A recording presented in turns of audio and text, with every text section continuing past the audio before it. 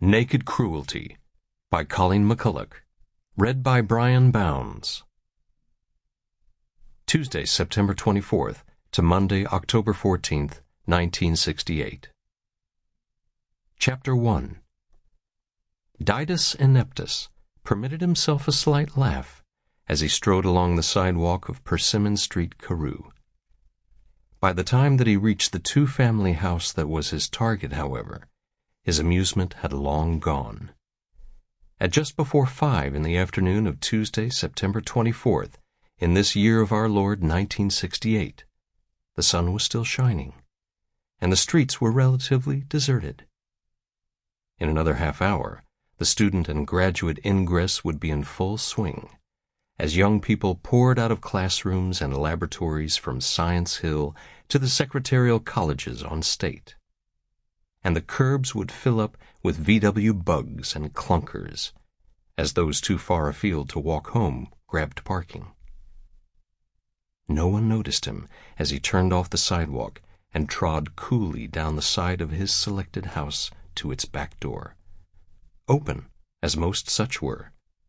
He slipped in and listened intently at the downstairs door. A child was wailing, its mother's voice harried. No worries there.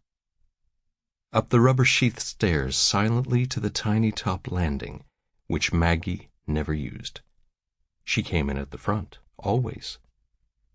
Of course she shared the top floor with another girl, but Carol was away at a seminar in Chicago and wouldn't be back for 4 days yet. Out came his lockpicks. Expertly wielded, they got him inside within a minute. Now he could shed his knapsack. A relief, for it was heavy, weighed down by auxiliary equipment he didn't plan on needing.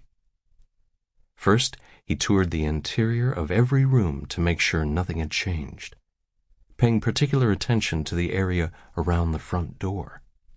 She would enter, carry her attaché case to the work table not far away in the same room, then head for the bathroom and a pee. His women all saved their urine, too fussy to use a public convenience.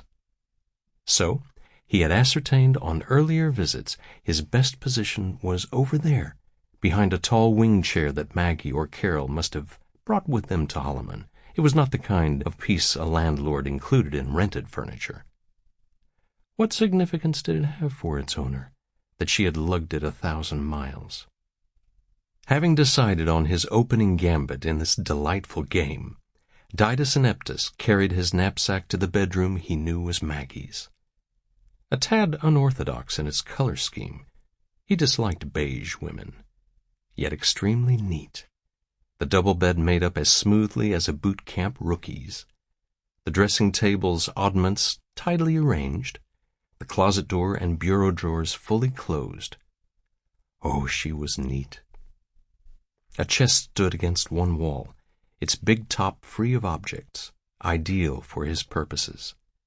Working swiftly, he put his tools on it, in order, before cutting off a piece of blue duct tape 6 inches long, then a yard-long piece of thick twine. Everything was ready. He walked to the living room and its huge mirror, there to prepare his body, and finally positioned himself behind the wing chair. Her key sounded in the lock at exactly the correct time, within 3 minutes either way of 6 o'clock. She'd had a good day. He could tell because he hadn't heard her on the stairs. A bad day meant she plodded, thump, thump, thump. In she came, attaché case in her left hand, and walked across to deposit it on the table, ready for some work later in the evening. That done, she aimed for the bathroom. The duct tape was lightly fixed to the swelling curve of the chair back, and was across her mouth before she could think of screaming. In an extension of the same movement, he twisted her wrists behind her back and tied them with the twine, so cruelly hard that her face bulged with the pain of it. She was powerless. Only then did he turn her around. Only then did she see the man who had achieved this so quickly she hadn't had a chance. Tall and splendidly built, he was naked and Sample complete. Ready to continue?